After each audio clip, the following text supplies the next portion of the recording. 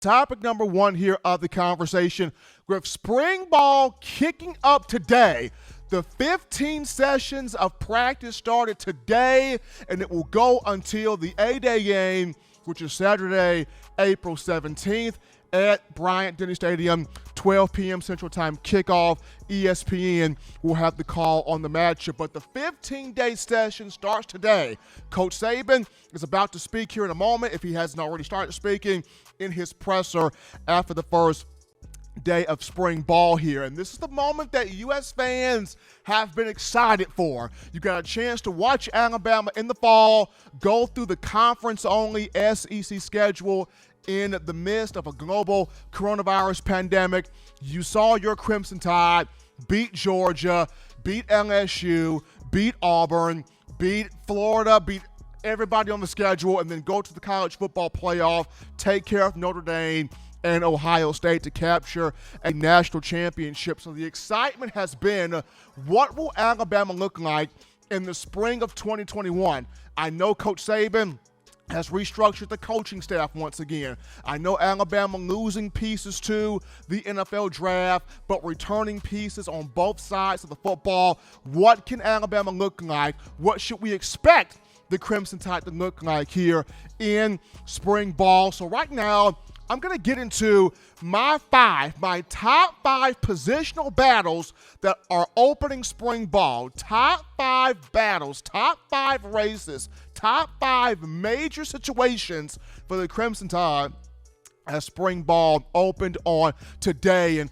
first and foremost, it's the quarterback room, right? Quarterback race is the number one race happening in spring football. This is the one that everybody has their eyes glued to. At this point now, this is where we start to open up the conversation where Nick Saban always likes to say, who takes the bull by the horns? Who wins the team? Who goes out here each and every day consistently winning over the teammates with production, with leadership, with big plays, with strong plays? And you got three guys here, and Bryce Young, Paul Tyson, and Jalen Milroe, that each bring something different to the table. All three guys had a strong fourth quarter offseason workout program, but now in spring, who separates themselves? Who is able to present itself as, I'm the leader for the team. I'm what the team needs. I'm what the team needs to have to get from point A to point B in terms of taking this group and leading it to a national championship in the coming fall here. When you look at Bryce Young, first and foremost, we know what he can bring to the table. He's got the athleticism. He's got the arm talent. He can work off script. He can make a lot of magic plays, a lot of wow plays. We had Coach Keith Miller on this show out of California, who does the showcase camp, scouted out Bryce Young in the 8th grade, and Keith Miller came on the show. He brought the heat. He brought the fire. He talked about it. Bryce Young, Russell Wilson on steroids. Bryce Young can do some Johnny Manziel things. Bryce Young is going to bring Alabama conference championships, national championships, at least one Heisman Trophy during his tenure.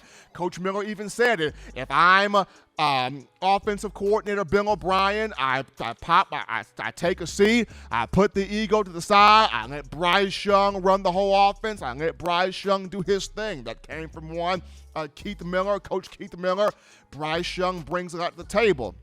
When you look at Paul Tyson, you've got the size factor there at 6'5", 230 pounds plus. He's got big knowledge of the system entering his third year. He's got a big arm. He's got the accuracy. He's got the velocity. He's got the arm talent. The footwork is greatly improved, and he's on a mission to show people, Paul Bear Bryant, yes, great-grandfather, but the volume of which I play the game is a big deal, and it needs to be taken seriously.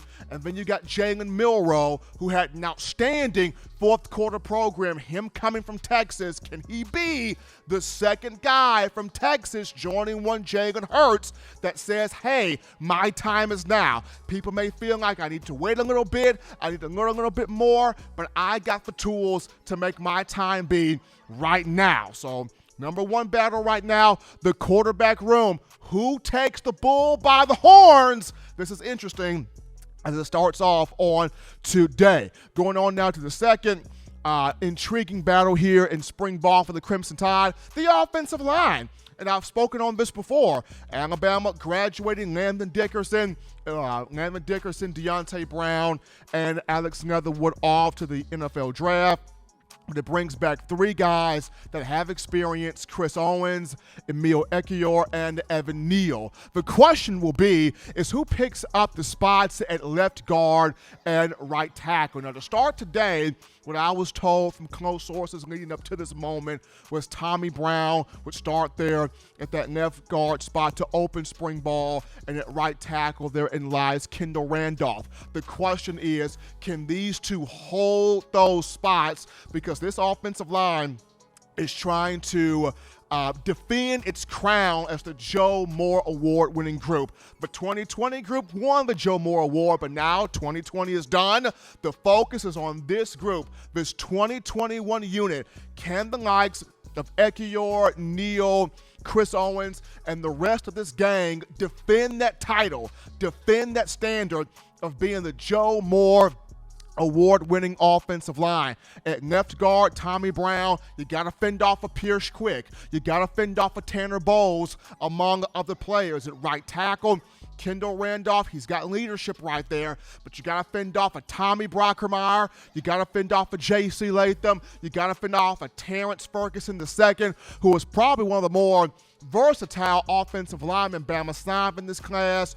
In the 2021 group, you got to fend off a Javion Cohan, who is a dog. He kind of reminds me a little bit of a Landon Dickerson type. You also have to fend off a Damian George as well.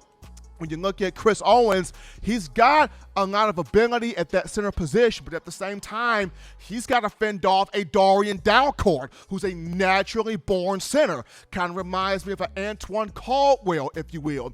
He also has to fend off a James Brockermeyer, part of that Brockermeyer duo, along with his brother Tommy. Their father, Blake Brockermeyer, played in college ball, big college ball at the University of Texas, played in the NFL. And if there's any duo that has the traits and has the technique to be strong offensive linemen, it would be the Brockermeyer boys. But the offensive line, second major position battle there. You move on now to defense, and the big position battle on defense is at defensive tackle. Who comes out between DJ Dale and Tim Smith at that nose guard, nose tackle position? This is going to be a war right here.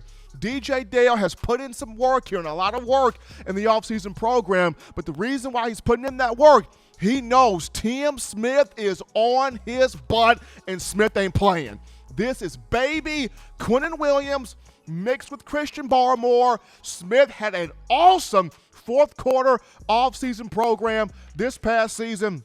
The young man from Sebastian River High School down there in Florida, he put up he had some big moments as a freshman in 2020, and he looks to be even bigger in the upcoming fall. Starting off, though, in spring practice. Who wins this job? Who takes this spot at nose guard between Tim Smith and DJ Dale? Big question right there, and the reason why the nose tackle position sets the tone.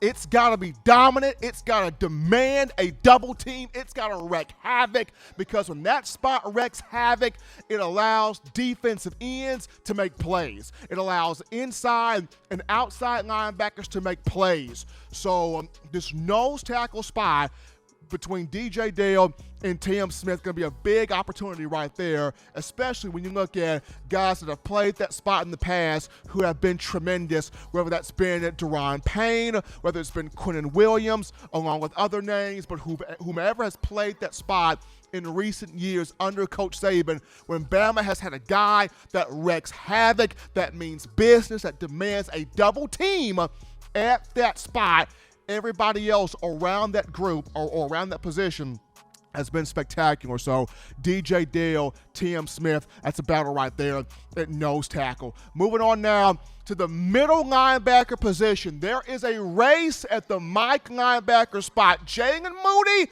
will get the first crack at it, come into his senior year at 6'2", 225 pounds. But will it be Jalen Moody to hold that spot, or will the field be able to overtake him?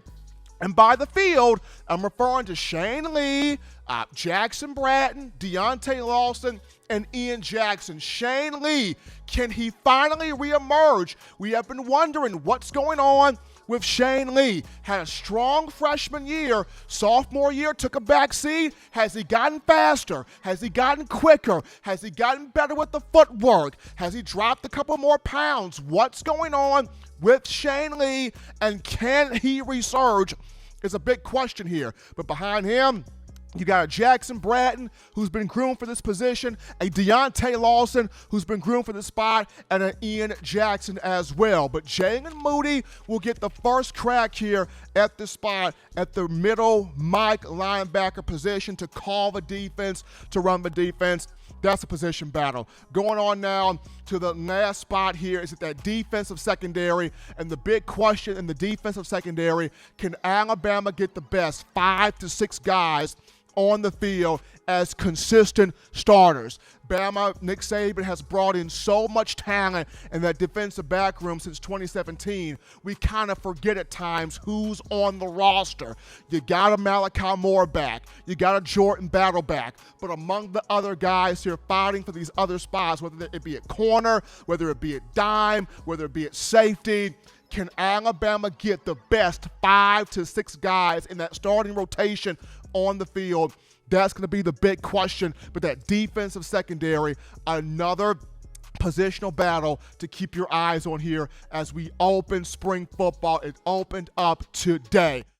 Thank you for watching Touchdown Alabama Magazine's YouTube channel. To continue to get the best in Alabama football content, subscribe here and turn on your notifications to stay connected with the hottest shows covering your Crimson Tide.